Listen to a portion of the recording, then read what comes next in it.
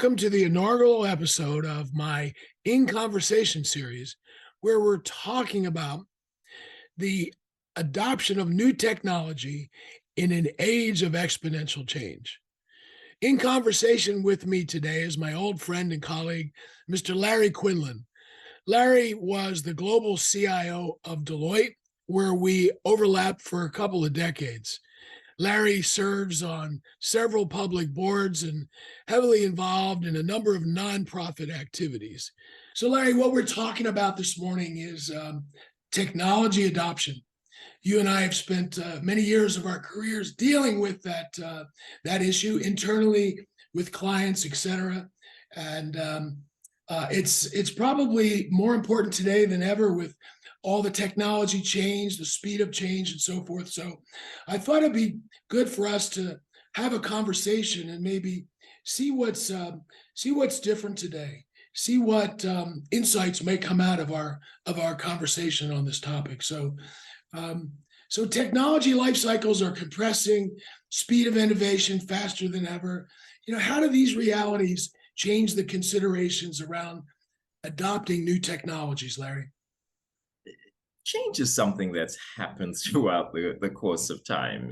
Anyone who has ever used a microwave, who didn't have one before, my kids know nothing about that. The automobile, splitting an atom, all of these things signal change. But really what's different is the rate of change seems to be increasing, and that has real impact on how we inspire adoption, and that's going to require real leadership. So it isn't just change itself, it's how fast it's coming at us and how compressed, as you say, those cycles are.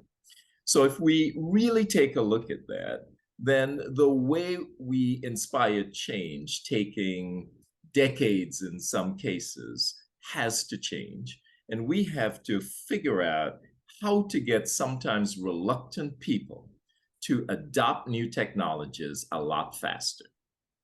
Larry, this is not a new problem, though, is it? I mean, you were in the business for decades and are still very active as a board member for tech companies. So what are some insights from your personal experiences regarding new technology adoption?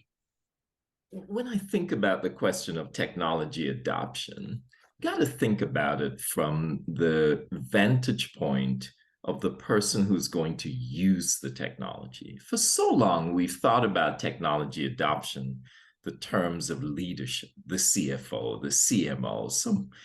But now we're being forced to consider technology adoption from the people who actually get to use it, not just the people who are going to get the reports from it. Because the whole notion of technology adoption now is really the digitization of business processes end to end. And for successful digitization, then we really have to have every single person who's involved in the process effectively adopting the technology in order for it to make sense. It isn't just a key punch in a back room somewhere and a report coming out to the CEO. It's really every salesperson. It's every person in a manufacturing plant really doing that. And that requires us to think differently. We can't have people in 2-week training classes anymore. The technology has to allow us to be successful based on a user interface, for example, that's effective. Yeah, Larry, you make a good point. It's not just about, one of the key executives who's the sponsor getting it, especially from this business standpoint. You've got to get all the people that it affects, right, or are affected by it. So an interesting observation, we've got many more digital natives in the workforce than we ever had. People that grew up with 7x24 access, they're not used to being offline. Does it make it easier now that we've got more people that grew up with information technology, with high technology as a part of their lives? Does it make it easier in the adoption challenge? It is an interesting one. I think the answer is yes and no. Yes, because they're far more adept at using technology and are not afraid of it. With previous generations, we had to remove the fear of technology, the fear that technology would displace us, remove our jobs. But I answer no, because that same aptitude for technology makes them far more discerning users.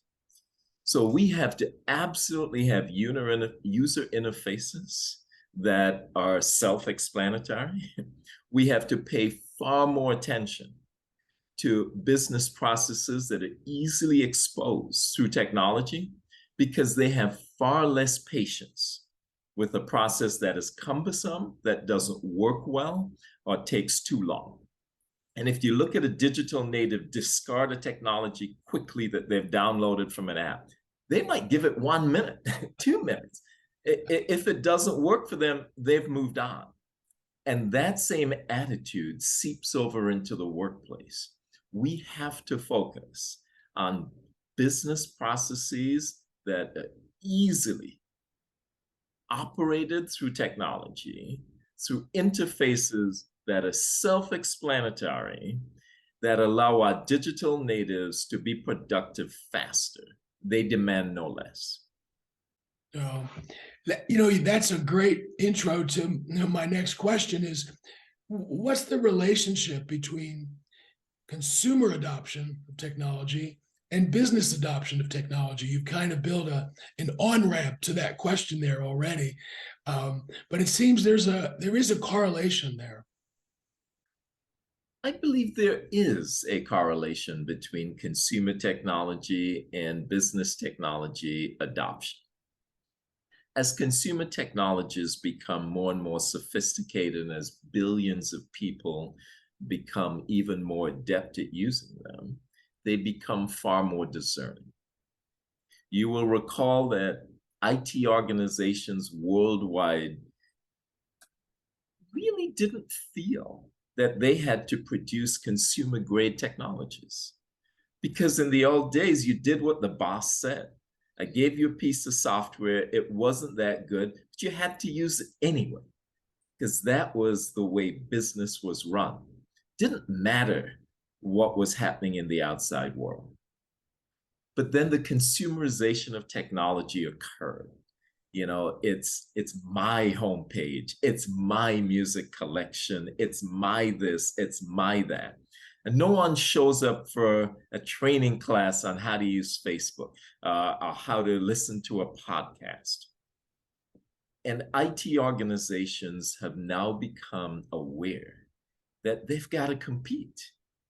You can't have people at home using sophisticated technologies and they go to work and everything doesn't work, or it's clunky, or the user interface just is cumbersome. And therefore, many IT organizations, certainly the ones that are aware, have realized that they have got to shift, that they have got to do a corporate consumerization of their technology to ensure the effective adoption of technology for business process enhancement. Larry, that is very insightful. It's been a long time since we got instruction books with the new technology we buy, right? Where it's supposed to be intuitive, right? Has to be so easy to use. We open it, we start using it, right? And it absolutely needs to be intuitive. You're so right. And I used to have a joke that every big systems implementation needed to have a great training plan, as long as we recognize that no one was actually going to show up to do the training. That's great. That's great. There's a whole conversation we could have about the adoption of technology, reaching a tipping point where, we've seen many new technologies come and go. They don't all make it in the market, or they don't make it in the first go, right? Some of the technologies we take for granted today have actually been around a long time, but their adoption just occurred in recent times, right? To me, that's very fascinating. It is amazing to me at times how we overestimate how quickly a technology is going to be adopted. And then sometimes we underestimate how widely it's going to be adopted.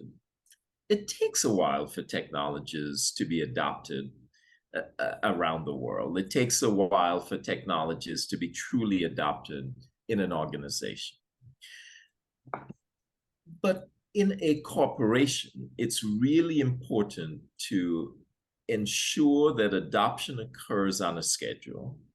Whereas the consumerization of technology in the consumer world, you can allow Facebook to be adopted as necessary. You can allow podcasts to come online as necessary.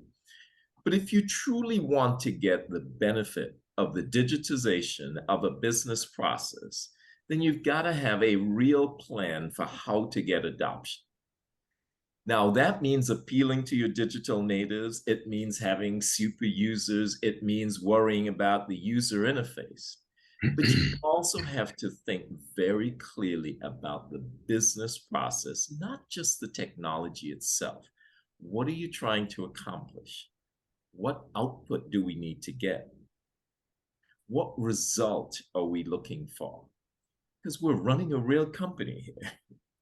And it's not just about adopting technology. It's about solving a business problem. It's about enhancing a business process. It's about getting an outcome in sales or cost reduction or quality or manufacturing.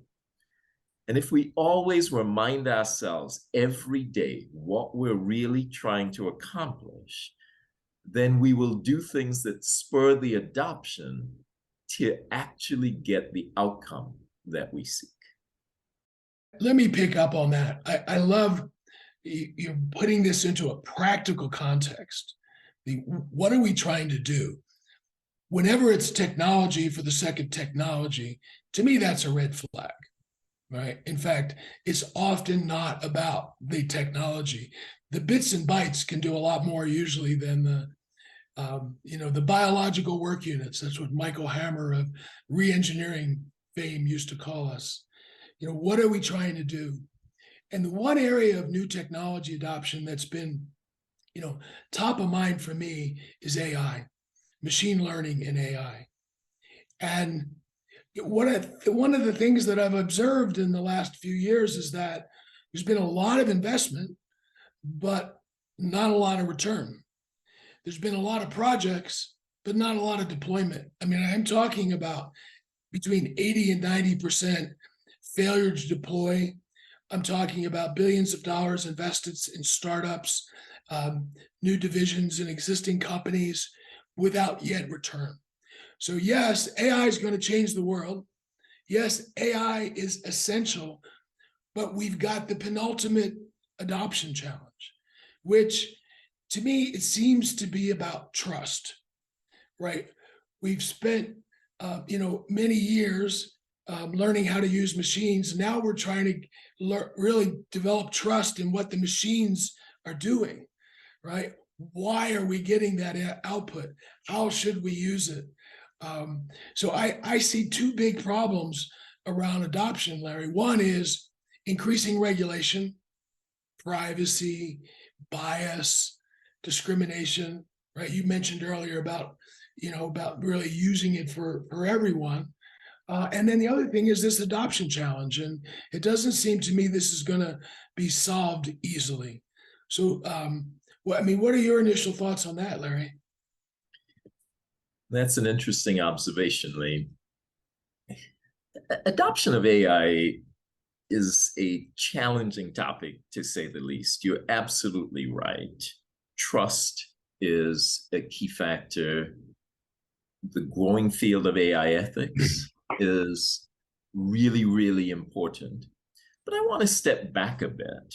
Sometimes we talk about AI as if it's just ready for adoption. It's ready for people to just jump in and say, I am using AI now.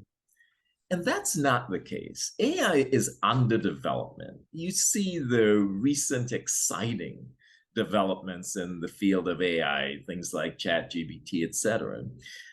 This is all just happening.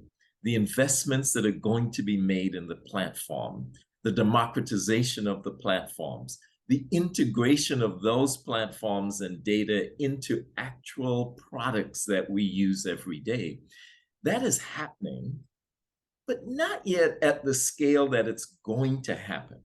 So when we talk about AI adoption, we still need, in many cases, that thing that we're going to adopt, that thing that we can buy, that product that makes sense at the price point that makes sense. And that's going to take years. I'm not worried about that. All good technologies take years. There have been some really amazing developments in AI. We have to deal with all of the issues that you just talked about, but there's got to be more technology development in AI as well before you'll see just broad scale consumer and corporate adoption. Yeah, Larry, that means that there's going to be additional new technologies to support AI that are still early in development. Take the concept of explainability. Okay, why? What's the explanation, justification for the direction or the decision or the recommendation that AI made, right?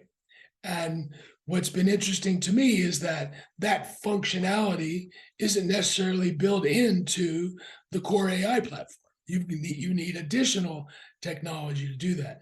You know what? You're right. This is not surprising. It's not new. I mean, think about ERP.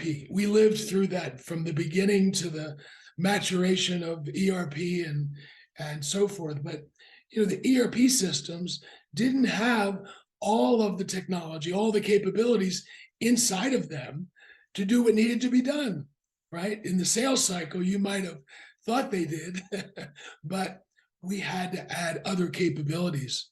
And this question of, well, how's it actually being used? What are the real processes as compared to the ones we designed to be enabled by the ERP? What are our people really doing? So you're right. I'm not surprised at that, and I'm not throwing cold water on it at all. I'm excited by it, but I think we're going to have to turn our attention heavily to these challenges of adoption, both from dealing with regulatory ethics. I love that you added that point, and then just good old change management, right? And if people don't understand, if people don't have the mindset, if people don't appreciate some value, well, then you're going to get all the types of resistance that we got in all past technologies, right? I also believe that it requires true leadership. Leaders effect change. I mean, that is really the point of leadership. And we find ourselves when we deal with technologies, platforms like AI and machine learning, when we deal with the consumerization of corporate technology, requires real leadership. And leadership affects change through interaction with people. We have to figure out how to create a story that makes people want to change, incentives that allow them to change faster, recognizing outcomes that they wish to have. And it is the job of leadership to really engage with people in ways that make all of this clear so that we all want to go down this journey together, as opposed to just going kicking and screaming. And sometimes we don't take the time to have a narrative that's worthy of the people that we're trying to lead. Well, that's profound, Larry. A narrative that's worthy of the people we're trying to lead. I love that. And we're talking about AI, and I think that is, since there's a lot of different perspectives, there's a lot of risks associated with. I mean, recently we heard about cities deploying AI-driven police, right? I mean, that's talk about a science fiction come to reality. But Larry, I think that this one's going to happen fast. And I think that it's going to be a differentiator, and that it won't be acceptable to say this is hard and it's going to take a long time, because some companies are going to figure this out and they're going to do it faster. Some companies are going to, solve the people issues, solve the technology issues. They're going to take more risks. Some may fail, but others will launch ahead. So, I think we've got a bit of a paradox here, which is we've got to learn the lessons from the past and apply them. But what we have here, it may be nothing different, but it is totally revolutionary. I think that's a really great way of putting it, Lee. The fact that you say it is maybe nothing different yet revolutionary is actually a really, really cool way of thinking about it. Yes, we've had technology change in the past. Yes, this is yet another change. But AI has the potential to be truly revolutionary, changing the way we build infrastructure, software, all of the applications that we use, the way we process data, and truly making technology smarter in a way, but truly allowing us to derive the benefits of data that we have been talking about for decades. The only thing I would say is, while it's true we don't have the luxury of it taking a long time, it's already taken a long time. We've been working on AI for decades, Right. right? And that's not to throw, as you would say, cold water on it at all.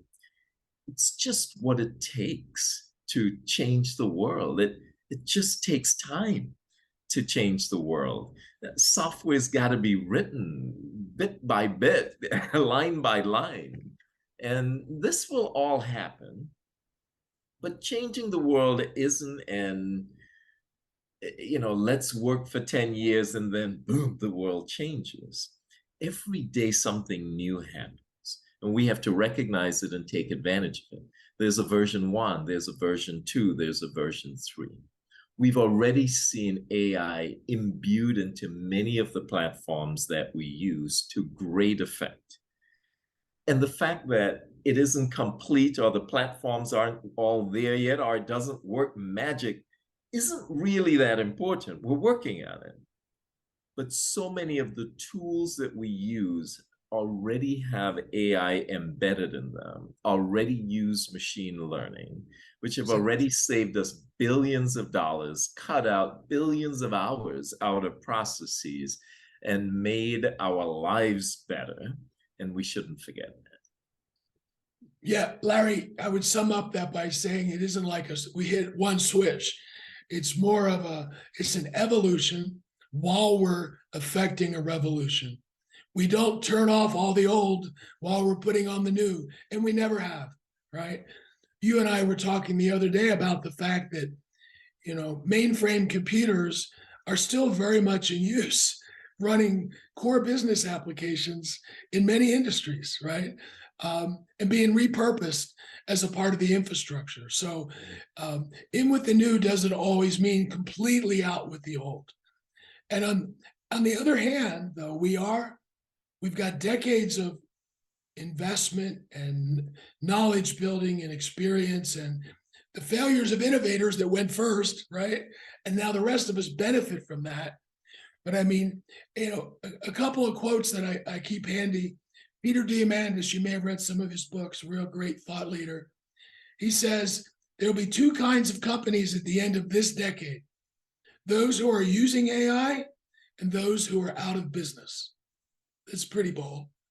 Elon Musk, not that he needs more people quoting him, but he says companies have to race to build AI or they will be made uncompetitive.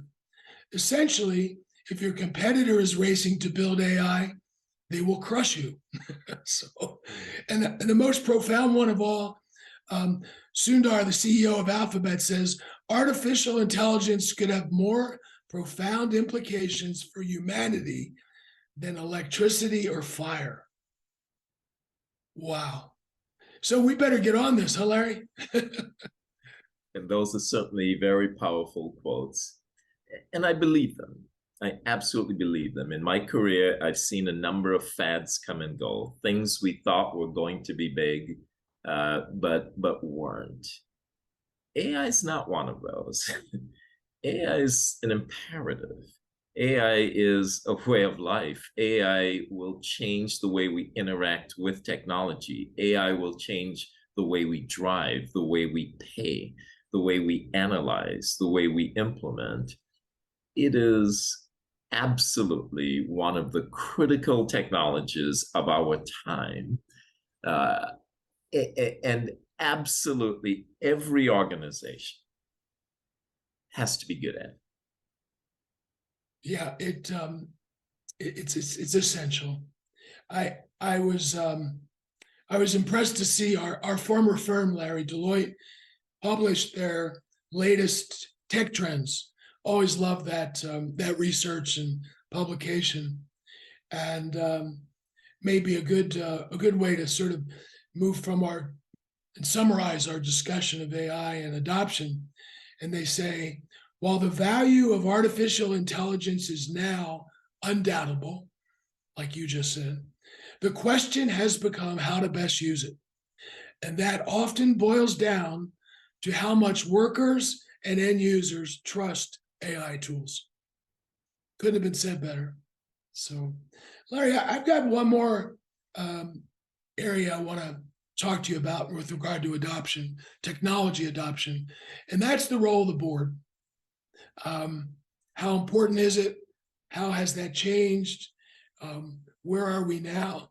I know 10, 15 years ago, I did some work on the board in IT, and we found that boards were sort of um, underrepresented in terms of AI capability, not AI, but IT capability. Didn't have enough competence on the board. That clearly has changed in the last 10, 15 years.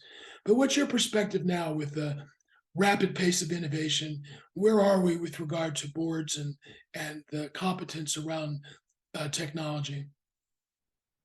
So the world of boards has changed, and I'm privileged to serve on a number of corporate boards and been fascinated by the development of a technology expertise on boards. Boards are absolutely adding technology expertise every single day. Technology, cyber development, infrastructure, you name it.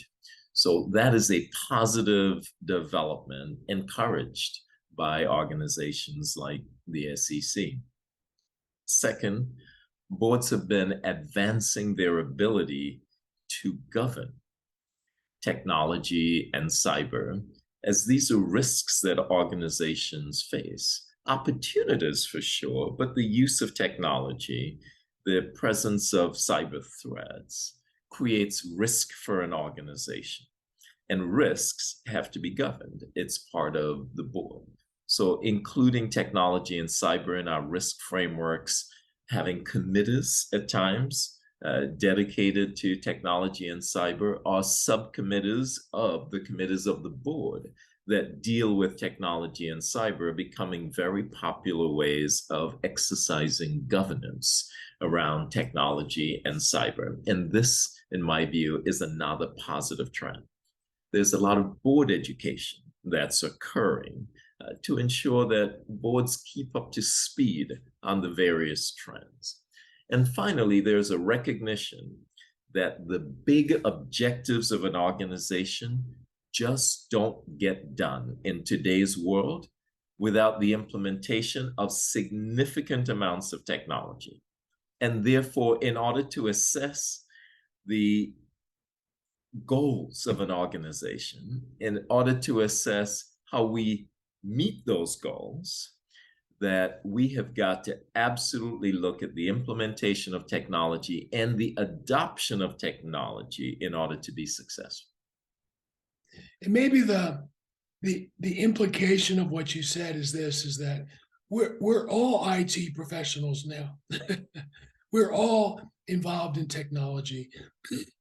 Our former colleague Tony Leatherberry recently published a video about, we're all technology practitioners, and that's really very true. We can't leave it to IT anymore, right? Especially in the world of apps and real time and expectations from being consumers of technology to being users in the business. So that's very helpful.